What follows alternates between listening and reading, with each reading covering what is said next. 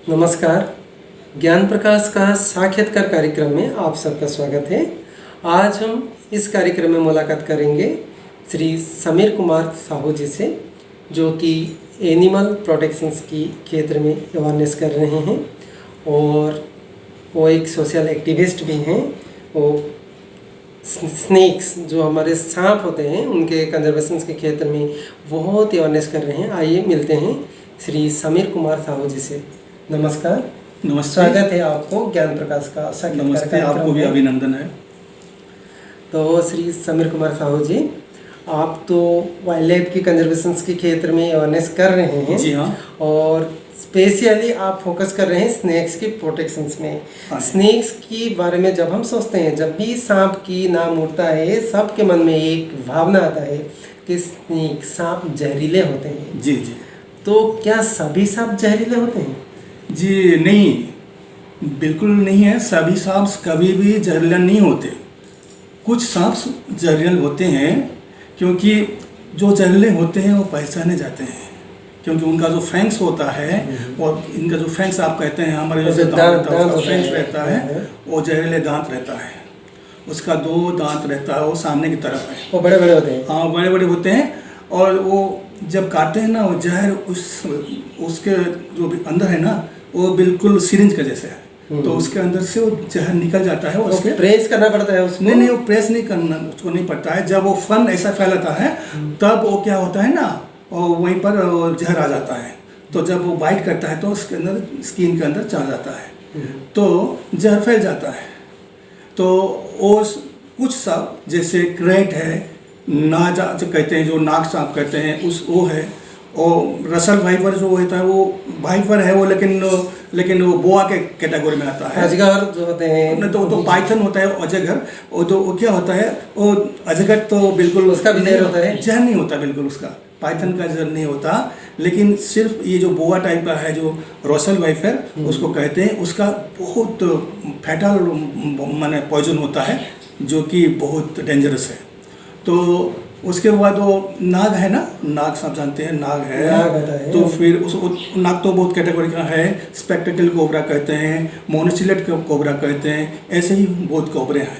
तो सांप जहरीले बिल्कुल होते हैं, लेकिन सब नहीं होते। सभी सांप जहरीले नहीं होते। आपके कहने का मतलब है, हाँ, कुछ सांप जहरीले होते हैं। हाँ। और कुछ सांप जहरीले नहीं होते हैं। और जो जहरीले नहीं होते वो पहचाने जाते हैं। उसे काटने के आप देखेंगे, अगर सांप जहरीला होता है तो जो काटता है तो उसका जो काटने की जगह होता है ना, वहाँ 2 दांत लग जाता है। आप पहचानते हैं ये जहरीला है। तो 1 दांत लगता है तो वो भी जहरीला होता है।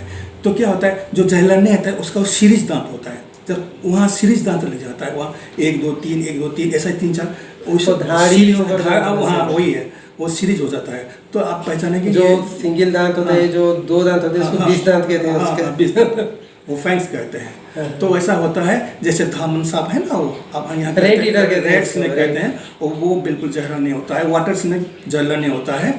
और आप ऐसे पहचानेंगे कि वो सांप नहीं जहरीला। और वाटर स्नेक जो कहते हैं, सी स्नेक, वो भी जहरीला होता है। और तो रसल वाइपर हमारा जो इंडिया में है, वो बहुत जहरीला होता है। तो सांप की कितनी प्रजातियां हैं? वो तो बिल्कुल आपको जानना चाहिए, आप बिल्कुल, क्योंकि वो 350 है, 350 का कैटेगरी का है। और तो 300, क्योंकि हमारे जो जोग्राफिकल रीजन्स होते हैं, विभिन्न जोग्राफिकल रीजन्स में विभिन्न प्रकार के तरह तरह के सांप दिखने को मिलते हैं। हाँ। जो डेजर्ट में एक प्रकार के सांप, अच्छा, जो मानसून फॉरेस्ट में एक प्रकार के आते हैं। जो जोग्राफिकल रीजन्स के अनुसार उनका जो प्रजाति बदलते हैं। तो उसको कितने प्रजाति के सारा विश्व में मिलते हैं? अच्छा ठीक है, मैं बोलता हूँ। देखिए, जो अपन डिजर्ट एरिया में होता है, वो एक सांप बहुत जहरीला होता है। उसका जो जहर है ना, वो साइटोटॉक्सिक कहते हैं, साइटोटॉक्सिक। तो वो उसका नाम है साइट वाइंडर उसको कहते हैं। वो धूल में छुपा रहता है, लेकिन वो चालने के वक्त, वो जब मैंने रेंगता वक्त, जब रेंगता है तब वो ऐसे साइड लेके रेंगता है। तो रात को ही निकलता होता है? नहीं, वो दिन में भी निकलता है। इतनी गर्मी में वो वो रहता है, उसको हो गया है, तो मर नहीं जाएगा? नहीं मर जाएगा, वो ऐसा ही चलता है। लेकिन वो पत्थर, वहाँ कभी कोई पत्थर होता है, बूसेस होते हैं, तो बूसेस को अंदर छुप जाते हैं। कई कभी रेत में छुप जाते हैं, रेत के अंदर रहते हैं, तो कोई अगर जो ये आएगा कौन जो आप कहते हैं छिपकलियाँ आएंगे तो उसको खा जाता है। तो ऐसे जो हमारा स्नेक बाइट होता है, जी। जो सांप के काटने का केसेस आते हैं, हाँ। वो कौन सी महीने में ज्यादा आता है? अरे हाँ, ये इसका कोई ठीक है, ये सीजन अच्छी क्वेश्चन है, ये अच्छा क्वेश्चन है, सवाल भी अच्छा है। लेकिन देखिए क्या होता है कि ये जो महीना, गर्मी का महीना जो है ना, वो बिल्कुल जब एंड में होता है, फिर बारिश का मौसम शुरू होता है, तब इसका ब्रीडिंग हैचिंग टाइम, इनका ब्रीडिंग होता है। वो हैच करते हैं, एग देते हैं, एग को हैच करते हैं, नहीं तो बच्चा भी देते हैं, कोई बच्चा भी देते हैं। तो ये जो है ना, ये जो आज का सीज़न है, ये आपका ब्रीडिंग का सीज़न है। तो और कुछ सांप, क्या सभी सांप हैचिंग करते हैं? कोई बच्चा भी पैदा करता है? नहीं, वो तो आप नहीं। तो ये रोशल वाइपर का है ना, वो बोआ टाइप का है। बोआ जो होता है ना, वो बच्चा देता है, ये याद कीजिएगा, वो बच्चा देता है। लेकिन पाइथन जो है वो अंडा देता है। पाइथन अंडा देता है, नाग अंडा देता है, और कई किस्म के सांप होते हैं, वो भी अंडे देते हैं। सांप आदमी को काटता है क्यों? वो क्या ऐसे ये इसका आदत होता है या कोई रीजन होता है काटने में? नहीं जी, वो तो आदत बिल्कुल नहीं है उसका, वो काटता नहीं है। इसीलिए लोग सांप को मारते हैं ना। हाँ, वो आदमी से डरता है, जैसे हम उसे डरते हैं, वो भी हमसे डरता है। वो कभी दौड़ के नहीं करता, एग्रेसिव नहीं होता।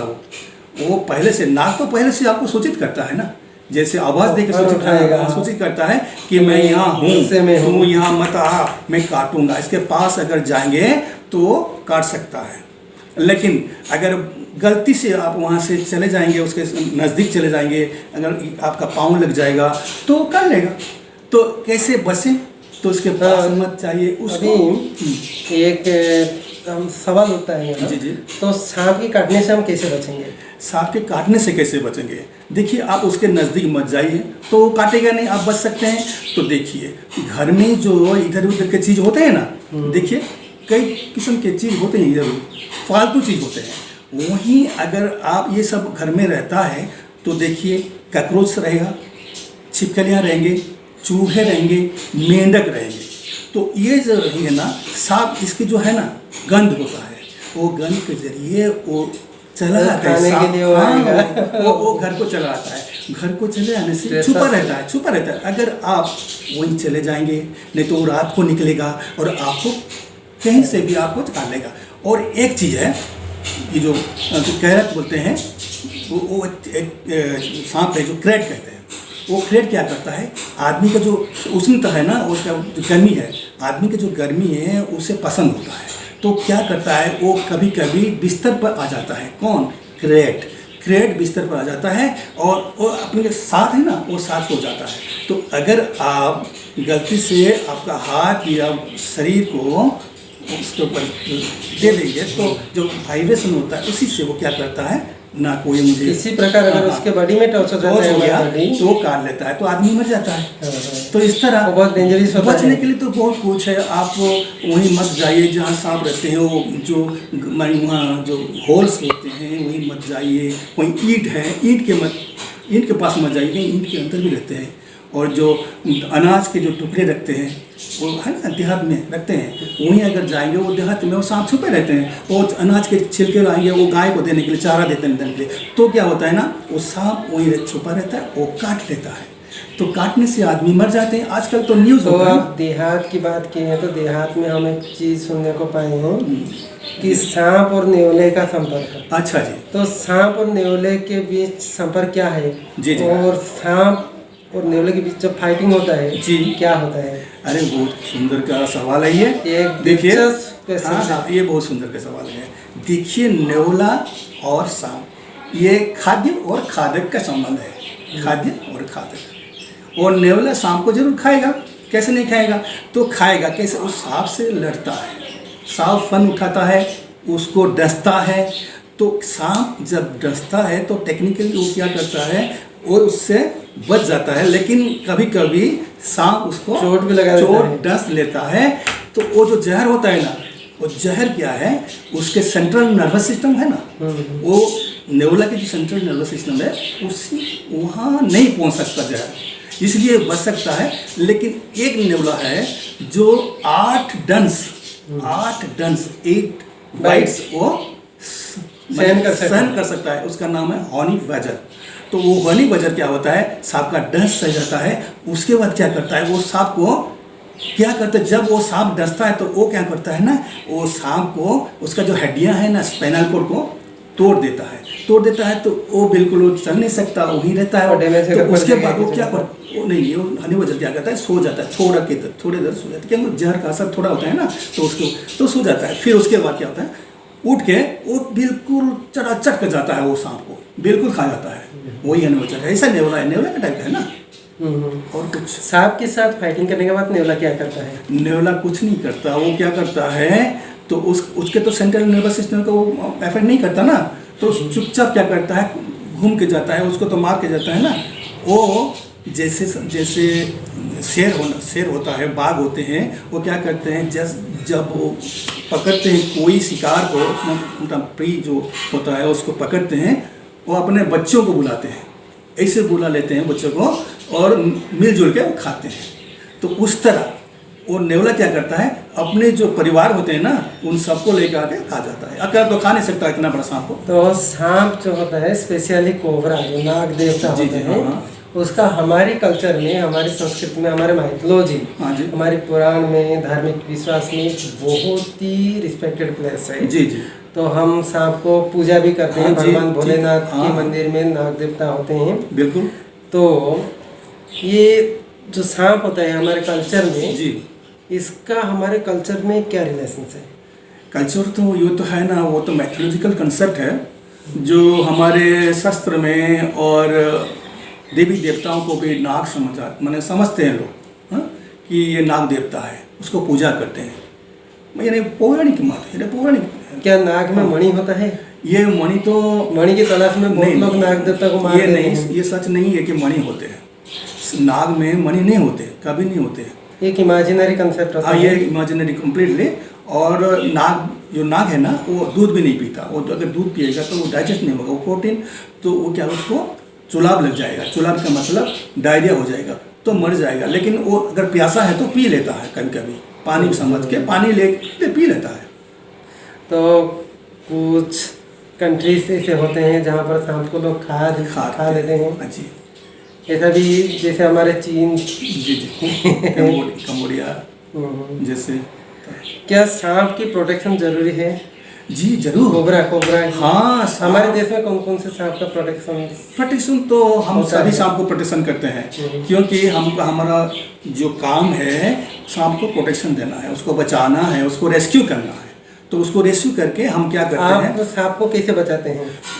जब कोई पब्लिक एरिया में, कोई सोशल लोकेलिटी में निकल जाता है, तो आप क्या करते हैं? और हम क्या करते हैं कि जब वो कॉल करते हैं हमको ओवर फोन, तो हम क्या करते हैं, उनके पास चले जाते हैं, उसका लोकेशन मांग लेते हैं, तो वहाँ चले जाते हैं, और क्या करके तो जाके क्या करते हैं, सांप कहाँ है देखते हैं, वो बोलते हैं कि वहाँ है।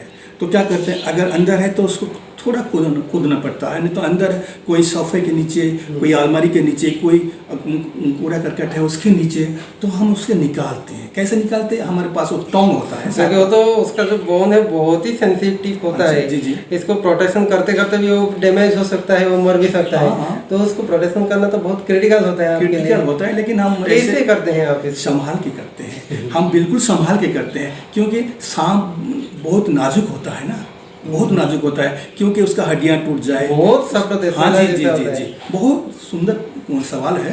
लेकिन अब देखिए, उसका जो स्क्रैच हो जाएगा तो मर जाएगा, उसमें घाव हो जाएगा और मर जाएगा, पैरासाइट लग जाएगा, मर जाएंगे।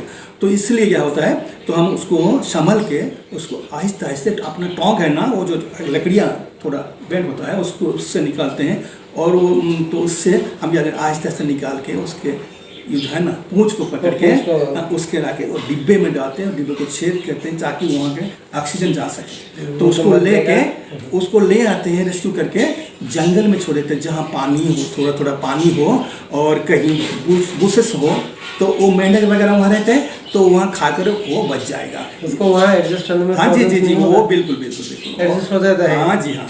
तो दुनिया में तो बहुत सारे वन्य प्राणी होते हैं, जी जी जी। लेकिन उसके बावजूद आपने सांप का प्रोटेक्शन के लिए, सांप की कंजर्वेशन के लिए आप क्यों चुने? यही तो अच्छा, बहुत सुंदर सवाल सरोज क्या जी। उसके पीछे कोई रीजन है या कोई माइथोलॉजिकल रीजन है या धार्मिक विश्वास से? नहीं जी, देखिए बचपन से क्या हुआ कि हम जब फुलवानी में थे, शायद उड़ीसा के फुलवानी हमारे थे, वहाँ जंगल था, बहुत सारे जंगल थे। पिताजी हमारे वहाँ हेड पोस्ट मास्टर थे, तो वहाँ हम बच्चे थे, बहुत छोटे से बच्चे थे, हम बच्चों के साथ खेला करते थे। तब क्या हुआ ना, एक नाले के पास एक छोटा सा सूखा हुआ नाला था, तो वहाँ बहुत सारे छोटे छोटे नाग के बच्चे, सपोले, यानी सपोले, सांप के बच्चों को सपोले कहते हैं, तो सपोले वहाँ थे। तो उनको हम पकड़ के क्या हुआ कि जो फन उठाता है ना, वो सांप, छोटे छोटे सांप भी फन उठाते हैं, उनके भी जहर होता है, तो हमको पता नहीं है कि जहर होता है कि नहीं। तो जब वो फन उठाते हैं तो हम क्या करते हैं, उसको ऐसे मार देते हैं। तो ऐसे जो फन नहीं उठाता उसको नहीं मारते, तो सभी फैन फन उठाते हैं। जो सो जाता है उसको क्या करते हैं, वो डिब्बा में, उसको कांच के डिब्बे में अंदर में डाल दिया, डाल के हमारे पोस्ट ऑफिस था, हमारे घर नज़दीक था, पिताजी भी वहाँ थे, पोस्ट पीएन भी वहाँ थे। तो आपने इस तरह प्रोटेक्शन दिया? दिया वहाँ, नहीं तो प्रोटेक्शन नहीं होता तो मर जाते थे। बचपन से हमारी आदत हो गया था, यानी कि शौक कोई शौक है ना कि इस जरूर है, ये आपका एक आदत है जो बचपन से ही आप सांप की प्रोटेक्शन के क्षेत्र में लगे हुए हैं। जी जी। तो आज की कार्यक्रम में जी आपको यहाँ आने के लिए बहुत बहुत धन्यवाद, और हम आशा करते हैं कि हमारे दर्शक भी कभी अगर उनके लोकेलिटी में स्नेक्स निकलेगा, जी हाँ, किसी भी तरह का, उसको मारेंगे नहीं। अगर नाग है तो इस प्रोटेक्टेड एनिमल से बहुत उसको किस तरह बाहर सुरक्षित लेकर छोड़ेंगे, इसके प्रति ध्यान देंगे। बहुत अच्छी बात। और हमें सभी प्रकार की वन्य प्राणी की सुरक्षा करना है, क्योंकि ये पृथ्वी सांप की एग्जिस्टेंस से ही सुंदर होता है, सिर्फ हमारी एग्जिस्टेंस से नहीं। तो आपको बहुत बहुत धन्यवाद, नमस्कार। जय श्री राम। ज्ञान प्रकाश को नमस्ते, फिर से आने के लिए स्वागत है। नमस्ते नमस्ते।